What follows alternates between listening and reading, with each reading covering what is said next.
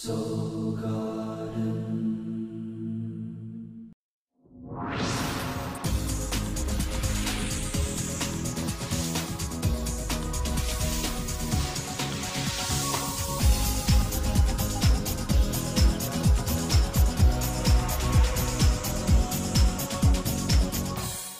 Hello, Your Honor, and welcome back to Soul Horoscope's weekly update. From my webcam to yours, I'm Christopher Witecki. Thanks for logging in.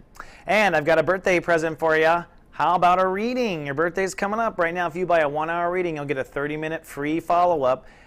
Good for this year in 2012. This is perfect for breaking through Saturn and Libra. This is perfect if you're a new, this is the first time I've ever read you. And this is great to come back and kill a weed for good. So hurry while Witecki supplies last on that one. And we now have video chat. We have video chat in the garden, which means all of our viewers can now kind of be on cam and interact with each other. There's always a live Soul in the Garden, and now there's a live video stream. So come on down and video chat with us anytime. Now, for the I Give Receive tribe, otherwise known as the Libras, the judge and juries of the zodiac, we are wrapping up the Sun in Leo and we're moving to the Sun in Virgo. The Sun in Leo has been figuring out where your heart really belongs in the world. So you had to clear out some heart issues to some degree, and you had to focus on where you feel like you belong. We had the new moon on Friday. It was Lycast Day. Pretty intense because Mars was also hitting your Saturn and Libra. Lots of storms going on with your ego and trying to hold steady. In fact, when we come back on Monday, that's exactly what's happening. We are holding space. The moon will be in Libra, so on Monday it is cloudy but cool. So you're feeling your ego, you're feeling your charisma. Not that you don't have challenges. The cloudiness is that we are facing some challenges, but what you're doing is holding space for your new reputation, your new title, your new place in the world. Life may challenge you a little bit with it, but let me show you where that would be if that was the case. The planets do have an opposition, so there will be a period as the moon is in Libra where you will have some conflict between your ego and emotions and your long-term relationships. Let's get closer. The moon in Libra pulls emotion and focus, on your ego. So your ego and the Libra 2.0 that you've been working on and getting yourself into strength, that's really firing up today. But relationships with Uranus are calling for innovation. In some cases, you may be getting stronger and have to start renegotiating renegotiate your relationships with other people. But on Monday, you might be feeling some of that conflict for sure. Now, Tuesday, things get a little stormier. Showers, chance of anger. That's because we're going to be provoked into facing our core issues with Saturn, as we've been talking about for a long time. Also, we're at the 29th degree. The 29th degree is the tested degree, the most tested degree of any transit. So you're going to be tested to fall back into old social patterns, old friendship fights, old reputations, old ways of thinking. And you don't want to go that way. You want to fill your passion and act forward with where you believe you belong. That's what the storm is in the background, believing where you belong. But what may trigger the belief storms or the confidence is this party going on up with the moon, Mars, and Saturn. The moon, Mars, and Saturn are coming together in a very quick way, which in a sense is going to pound your Saturn 2.0 issue. Let's take a closer look, shall we? As the moon crosses over Saturn, the first thing you're going to have to do is mature. The moon's going to ask for you to release to old ego attachments in your ego, part of the Libra 1.0. So Libra 1.0 is in the way. A few hours later, the moon will hit Mars, which means this new ego will kaboom and kind of go forward, propelling this ego or this new response into your life. Now, here's the thing that's not good.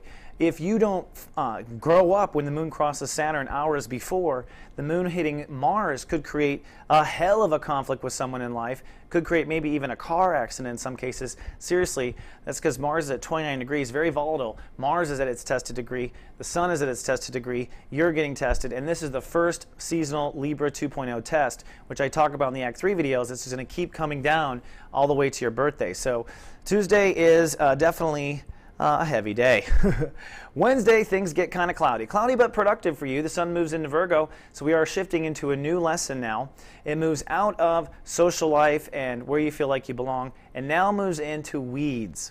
You're going to spend the next 30 days weeding your garden and getting strong in your inner higher self. That way, with this inner faith that you are going to build, you'll be able to finish the Libra 2.0 lesson in your birthday period. But before you get there, you've got to kind of posse up with your higher self. So on Wednesday, you are cloudy. The moon is feeling productive. The moon has moved into Scorpio, so money is on your emotional state of awareness and that sort of thing. And we are beginning, what we call the Libra state of awareness, the Virgo state of awareness. Now, Virgo comes from the heart chakra just like love and Leo. So Virgo and Leo both come from our heart chakra. So we're doing further heart chakra work this month. For for Librans, the Virgo state of awareness rules your subconscious. So Librans are very nitpicky and detailed about what they have faith in and what they don't. Sometimes Libras need too much evidence to have faith, and that's part of the problem. You have to deliberately ignore certain things and ignore certain aspects inside you that want to hold it up. So in the first chapter, what I call the Live chapter, Virgo is comprised of Live, Love, Be. That's where Live, Love, Be comes from, the 3 states of Virgo, the 3 chapters of Virgo. But in the first Live chapter, you're going to be working on really weeds. Where are the weeds? Where are the fears? Weeds are fears that wrap themselves around your life that go back to usually childhood issues and past life issues if your belief structure goes that far, and they wrap around and choke the life out of us. They're the details are in the way. They're what prevent you from having inner faith in yourself.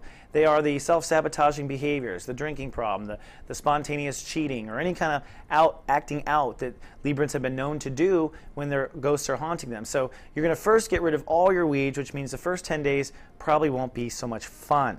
But we start on Thursday, where it's 1 degree in Virgo. There will be an opposition, and the opposition will be kind of a theme this month, faith versus reality. All right. Now, the moon is still in Scorpio, so self-esteem or productivity or money issues may be what's triggering it, and you may be emotionally focused on career and money. But remember, it's not career and money. It really is about that inner faith development, right? So the planets themselves have 2 major things going on.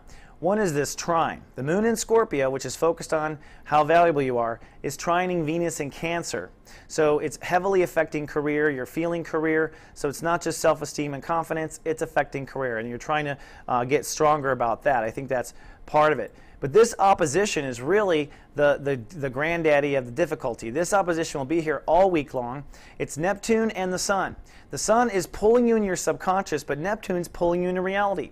So this faith versus reality is really for you literally just that, where you're trying to feel more comfortable and have more heaven on earth, but your insides are rattling you all to death, and it's about finding that synchronicity between being peaceful in the moment, which means your weeds are taken care of. So unfortunately, the universe is just kind of pushing us in the pool and showing us on Thursday what we're up against this month.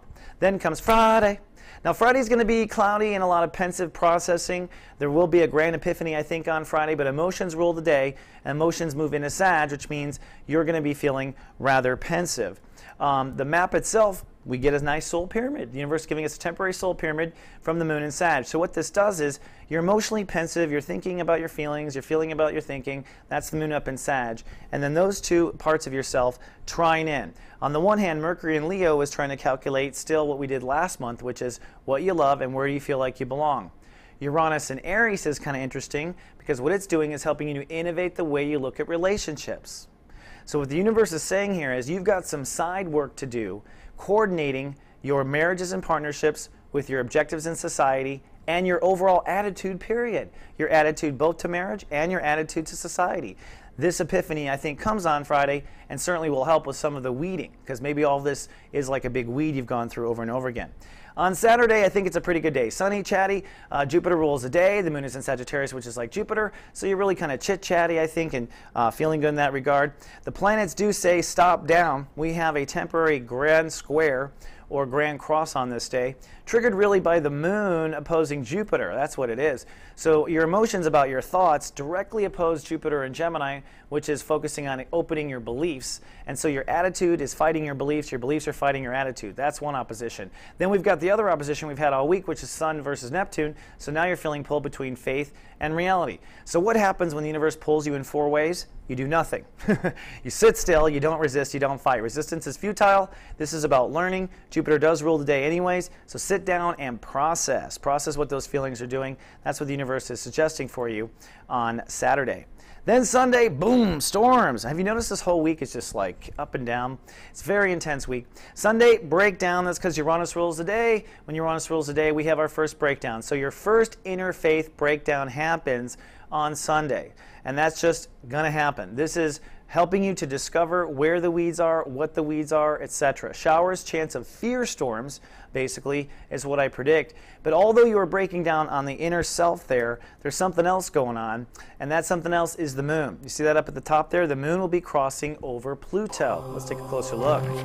As the moon crosses Pluto, it's emotionally an invitation, basically, for you to release to emotional baggage. So as the moon approaches Pluto, the universe is saying, hey, it is time to get rid of what you don't need no more in your mind games and in your attitudes, okay? This is also focusing you even further on self-nurturing. It comes together.